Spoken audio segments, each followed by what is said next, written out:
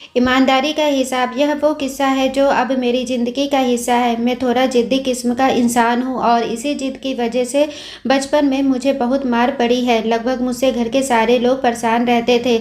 माँ तो इस ज़िद की वजह से हर दूसरे दिन झाड़ू से मारती या फिर बात करना बंद कर देती थी। इसलिए मैं भी थोड़ा चिढ़ा-चिढ़ा सा रहता था। लेकिन इन सब रंजिशों के बीच एक शख्स चुपचाप मेरे साथ खड़ा रहता था। वह थे मेरे पापा। हाथ उठाना तो दूर की बात है, मुझे तो यह भी याद नहीं कि आखिरी बार उन्होंने मुझसे ऊंची आवाज़ में बात कब की थी। हूबहू मेरी तरह दिखते हैं वो, क्योंकि पापा हमेशा कहते हैं कि जितना मैं उनसे सीखता हूँ उतना वह भी मुझसे सीखते हैं। बाप बेटे के रिश्ते से पहले हमारे बीच दोस्ती का रिश्ता है। जैसे दोस्त एक दूसरे के बिना कुछ कहे आंखों ही आंखों में एक दूसरे का हाल समझ लेते हैं, बिल्कुल वैसा ही हमारा रिश्ता भी है। पापा मुझसे कभी किसी के लिए मना नहीं करते। जब मैं उनसे कहीं जाने को कहता या फिर कुछ करने को पूछता हूँ तो वह सिर्फ एक बात बोलते हैं कि बेटा, अगर तुम्हें यह गलत नहीं लग रहा तो करो। यह शब्द सुनने के बाद मुझे न जाने कैसे खुद ब खुद सही और गलत का अंतर समझ आ जाता है।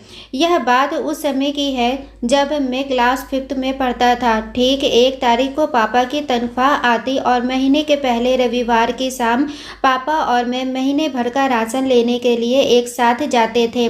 मुझे आज भी याद है, एक पुरानी सी साइकिल के हैंडल पर 2 थैले बांधकर महीने भर की खुशियाँ लेकर आते थे।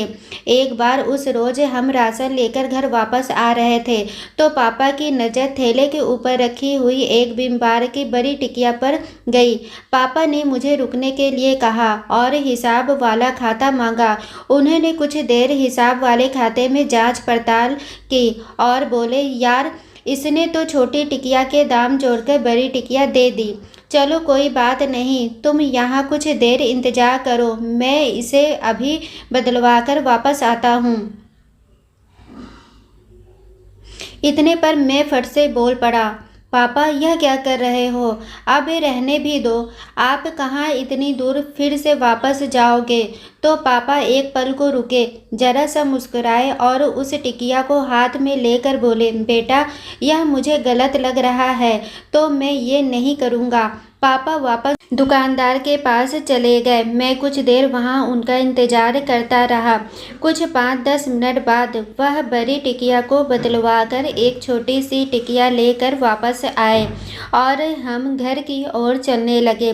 रास्ते में पापा ने एक हाथ से साइकिल को संभाला और दूसरा हाथ मेरे कंधे पर रखते हुए बोले, बेटा, ईमानदारी किसी और से नहीं की जाती, ईमानदारी खुद से होती है।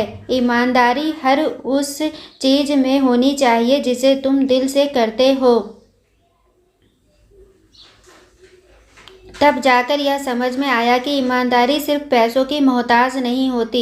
उस दिन से बस्ता उठाए हर दिन इस उम्मीद में घर से निकलता हूँ कि अगर किसी दिन जिद छोड़ देता हूँ या ज़िंदगी में किसी मोड़ पर पहुँच कर थक कर हार कर बैठ जाता हूँ तो इस बात की राहत हमेशा रहेगी कि बड़ी ईमानदारी से सपने देखे थे और इतनी ईमानदारी से उन्हें पूरा करने की कोशिश भी की थी। क्योंकि यह जो ईमानदारी है ना, पापा की उस वापस लाई हुई छोटी टिकिया की तरह है जो गलत नहीं है। सपनों के लिए जोश, जज्बा, जुनून, हौसला, हिम्मत, यह सब बहुत ज़रूरी है। जब तक आप इन सब को पूरी ईमानदारी से नहीं निभाते तब तक कुछ मुकम्मल नहीं होने वाला। इसलिए ईमानदार बनो, सबसे नहीं, अपने आप से और खुद से। बस इतनी सी थी ये कहानी। कहानी पसंद आई हो तो प्लीज़ चैनल को लाइक, शेयर एंड सब्सक्राइब करें। Thanks for watching.